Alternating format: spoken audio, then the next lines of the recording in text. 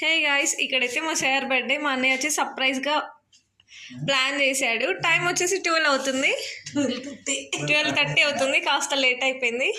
ఇక్కడ fire camp అవన్నీ పెట్టాం. ఇక్కడైతే మా ఫాదర్ అయితే పెడుతున్నాడు కేక్.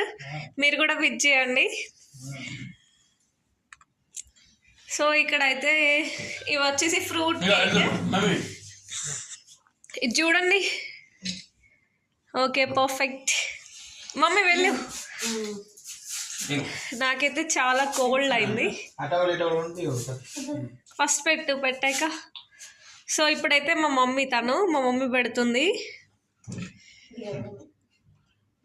సో టైం వచ్చేసి 12:30.